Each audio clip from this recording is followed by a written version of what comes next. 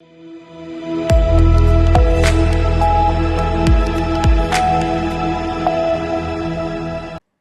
मैं हूं रत्ना और आप देख रहे हैं सी न्यूज़ भारत। वक्त हो चुका है उत्तर प्रदेश बुलेटिन का। बात करेंगे प्रयागराज की, जहां प्रयागराज शिक्षा निदेशालय में लगी भीषण आग। आगे बात होगी महाराजगंज की, जहां सड़क निर्माण कार्य में भ्रष्टाचार की पोल खुली। ऐसी तमाम खबरों पर विस्तार से चर्चा करेंगे इस बुलेटिन में। उत्तर प्रदेश शिक्षा निदेशालय के 2 महत्वपूर्ण अनुभागों में आज तड़के भीषण आग लग गई। सूत्रों के अनुसार आग ने उन सेक्शनों को निशाना बनाया जहां एडेड स्कूलों से जुड़ी अत्यंत संवेदनशील फाइलें रखी गई थी। सभी फाइलें जलकर पूरी तरह खाक हो गई। चौंकाने वाली बात यह है कि आग किन परिस्थितियों में लगी, इस पर गंभीर सवाल उठ रहे हैं। कई जानकारी से संदेहास्पद घटना बता रहे हैं, खासतौर पर ऐसे समय में जब कई एडेड स्कूलों की जांच प्रक्रियाएं चल रही थी। शिक्षा विभाग के वरिष्ठ अधिकारी और फायर ब्रिगेड की कई टीमें मौके पर पहुंचकर आग बुझाने में जुटी हैं। अधिकारियों ने आग लगने के कारणों की गहन जांच के आदेश दे दिए हैं। प्रथम दृष्टया शॉर्ट सर्किट की संभावना जताई जा रही है, लेकिन साजिश से भी इनकार नहीं किया जा रहा है। सर, राज्य शिक्षा निदेशालय में आग लगी है। इस आग लगने के क्या कारण थे और कितनी गाड़ियों का इस्तेमाल किया गया इस आग को बुझाने में? कारण का तो अभी स्पष्ट नहीं है, क्योंकि अभी फायर फाइटिंग का काम चल रहा है।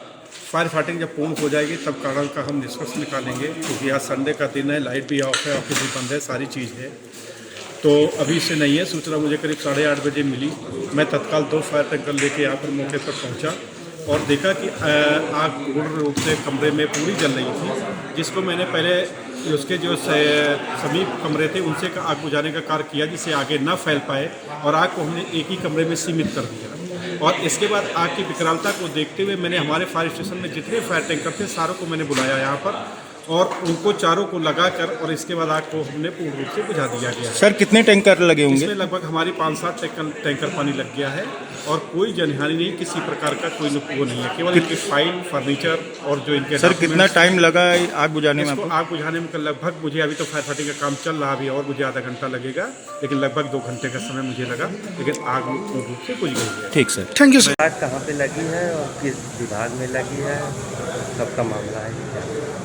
आज चूँकि संडे का दिन है और अभी मुझे भी 1 घंटा पहले मीडिया के लोगों ने फ़ोन करके पूछा कि क्या आपके यहाँ आग लगी है, तो मैंने तुरंत ही फ़ोन काटा और अपने शिक्षा निदेशालय के जो हमारे केयर टेकर हैं, जो देख रेख करते हैं, मैंने उनसे फ़ोन पे पूछा तो उन्होंने कहा कि जी भैया आग लग गई है, और एम्बुलेंस फायर ब्रिगेड के लोग आए हुए हैं, पुलिस के लोग भी आए हुए हैं। तो मैं तुरंत जो है खुद ही यहाँ पे आ गया हूँ, और आके ही मैंने देखा कि फायर ब्रिगेड के लोग लगे हुए हैं। पत्थर बिल्डिंग जो है निदेशालय का है, जहाँ पे समान एक प्रथम अनुभाग है, समान एक द्वितीय अनुभाग है। उन सेक्शनों से उत्तर प्रदेश के जो सहायता प्राप्त इंटर कॉलेज होते हैं, उनमें कार्य शिक्षकों, कर्मचारियों के सारे जो सेवाएं होती हैं इन अनुभागों से व्यवहृत होती हैं, और उनसे ही संबंधित पत्रावलियाँ यहाँ पर रखी हुई थी। और उन अनुभागों में आग लगने की वजह से उसके अगल बगल के 2 अनुभाग और हैं हमारे माध्यमिक शिक्षा निदेशालय में। एक अनुभाग है सामान्य 2 अनुभाग और दूसरा केंद्रीय रसीद अनुभाग, उनमें भी आग की लपटें लगभग पहुंच गई हैं। अभी मैं आके देखा, प्रथम दृष्टि से ये पाया कि पत्रौलियाँ जल गई हैं। फायर ब्रिगेड के लोग उसको जा रहे हैं, मीडिया के लोग भी हैं, पुलिस के लोग भी हैं।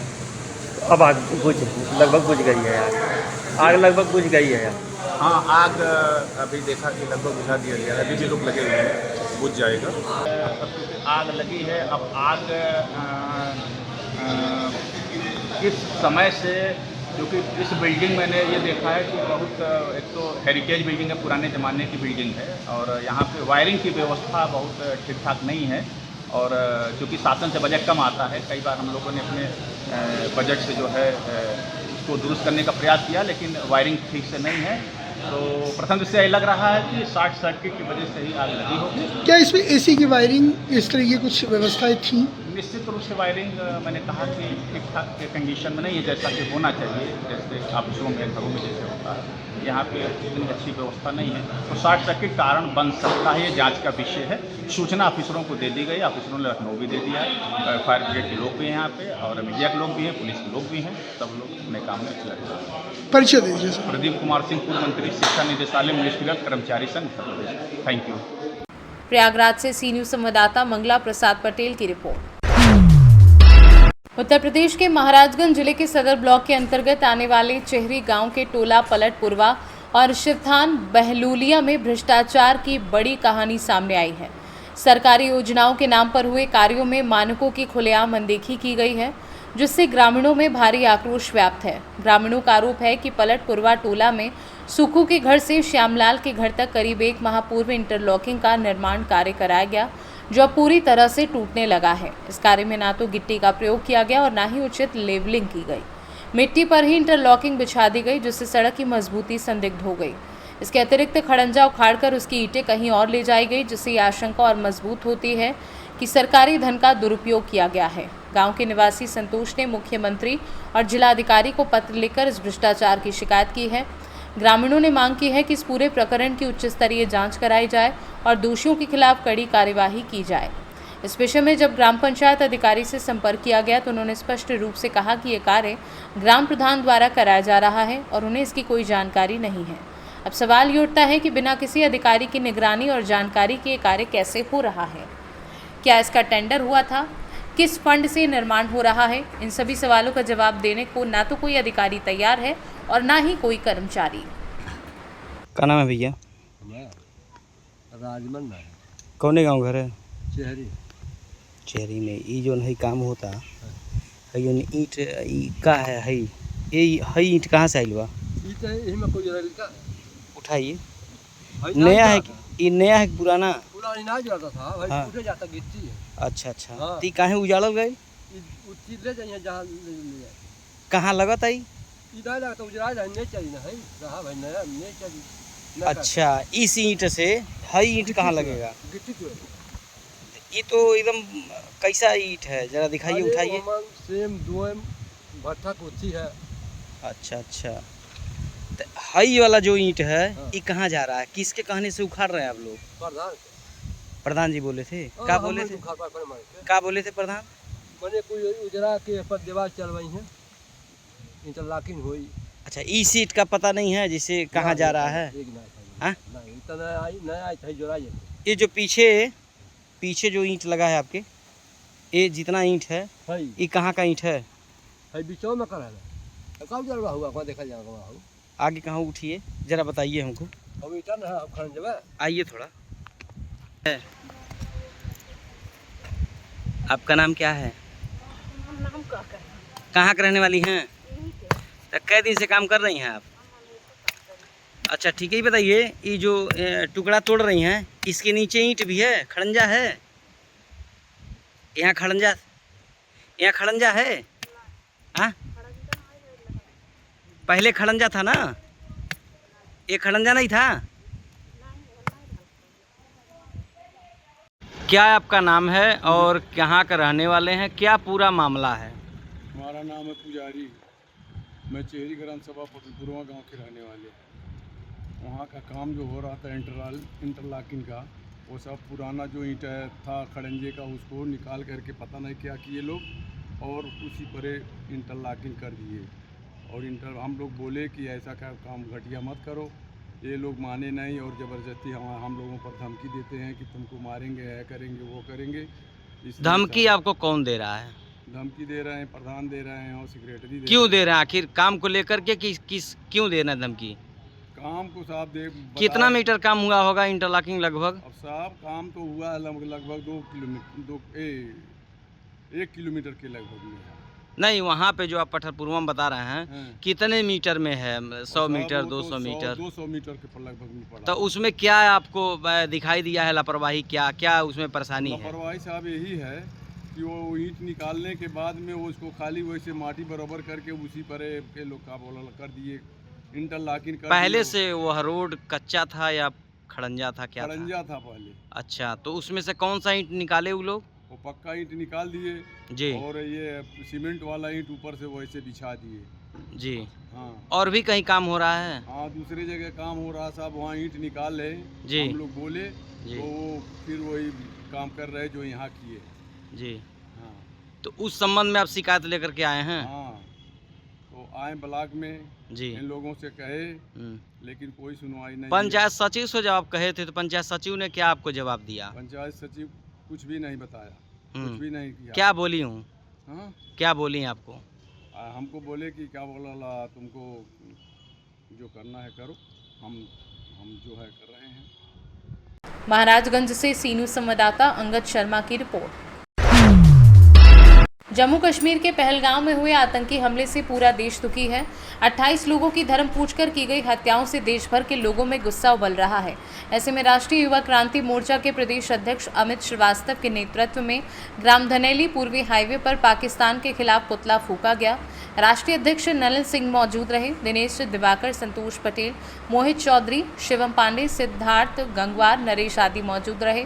रामपुर राष्ट्रीय युवा क्रांति मोर्चा के सदस्य ने आज ग्राम धनेली पूर्वी हाईवे पर मृतकों को श्रद्धांजलि दी और एक मार्च निकालकर पाकिस्तान के खिलाफ कार्यवाही की मांग की।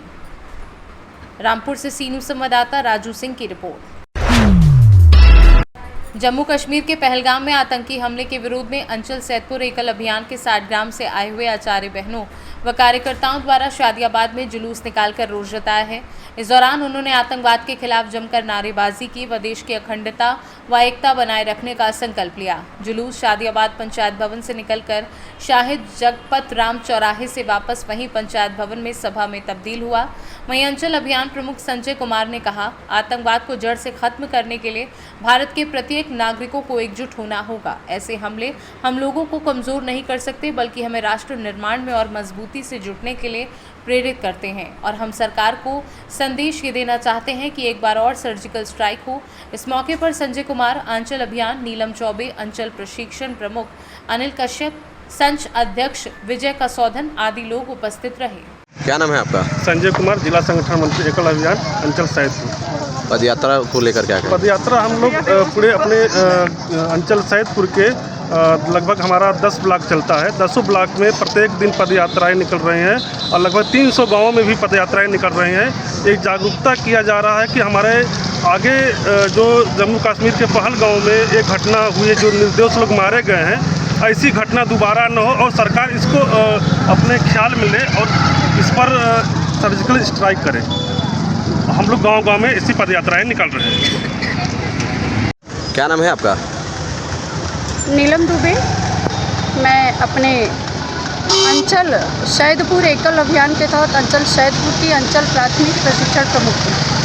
आज पद यात्रा निकाली गई है आप लोगों के द्वारा, क्या कहेंगे, किस उद्देश्य से निकाली गई है? ये पद यात्रा जो निकाली गई है, अभी जो पहलगामा में इतने दंगे हुए हैं, हमारे हिंदू भाई मारे गए हैं, जो हमारी हिंदू बहनें जो कि अभी उनके हाथों की मेहंदी तक नहीं छूटी और 7 दिन के ही अंदर उनके जो है कि इतना बड़ा उनके ऊपर अंगारा गिरा, जो कि वो अंगारा सहने के लायक भी नहीं है।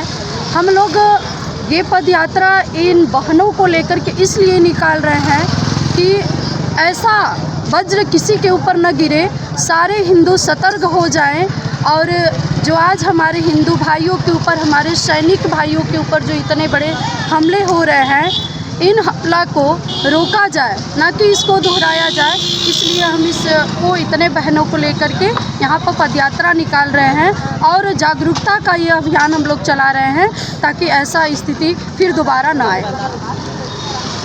इस मौके पर सरकार को क्या संदेश देंगे आप?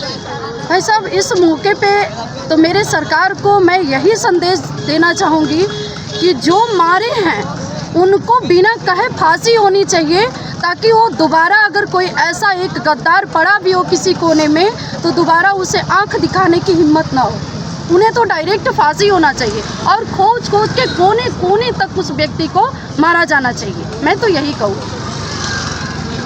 गाजीपुर से सीनू संवाददाता हसन खान की रिपोर्ट।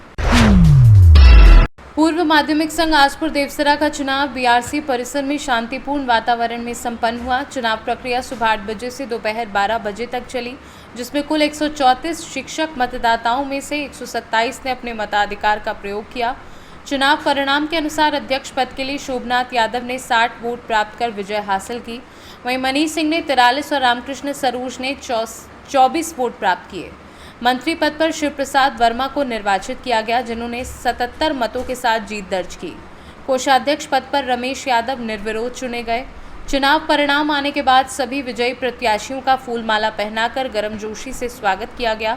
तत्पश्चात सभी निर्वाचित सदस्यों ने अपने दायित्वों के प्रति निष्ठा और ईमानदारी से कार्य करने की शपथ ली। चुनाव में शिव प्रसाद वर्मा मंत्री पद और रमेश यादव कोषाध्यक्ष की निर्विरोध निर्वाचित होने से सभा में खासा उत्साह देखने को मिला। समस्त शिक्षक समुदाय ने नवनिर्वाचित पदाधिकारियों को शुभकामनाएं दी और संघ को नई ऊंचाइयों तक ले जाने की अपेक्षा जताई। कार्यक्रम का संचालन संयोजक मंडल द्वारा किया गया और इसमें कई वरिष्ठ शिक्षकगण उपस्थित रहे, जिनमें प्रमुख रूप से रमेश यादव, राकेश यादव, जंग बहादुर यादव, सुभाष यादव, राजेश यादव, रविंद्र कुमार यादव, सत्येंद्र नागर, सभाजीत यादव, राहुल यादव, राज बहादुर यादव, राम फकीर वर्मा आदि शामिल रहे। प्रतापगढ़ से सी न्यूज़ संवाददाता रोहित जायसवाल की रिपोर्ट। ललितपुर रेलवे स्टेशन के प्लेटफॉर्म पर महिला ने गर्भवती महिला की कराई डिलीवरी। गर्भवती महिला ने दिया बच्चे को जन्म। ये घटना तब की है जब आरपीएफ और रेलवे के कर्मचारी चेकिंग कर रहे थे। सफाई महिला कर्मचारी ने गर्भवती महिला के चारों तरफ लगाई साड़ी की आड़ और कराई डिलीवरी। डिलीवरी के बाद पहुंची एम्बुलेंस की मदद से जच्चा और बच्चा दोनों को महिला अस्पताल लाया गया। ललितपुर से सी न्यूज़ संवाददाता विकास सोनी की रिपोर्ट। फिलहाल इस बुलेटिन में बस इतना ही। देश और दुनिया की तमाम बड़ी खबरों के लिए देखते रहिए सी न्यूज़ भारत।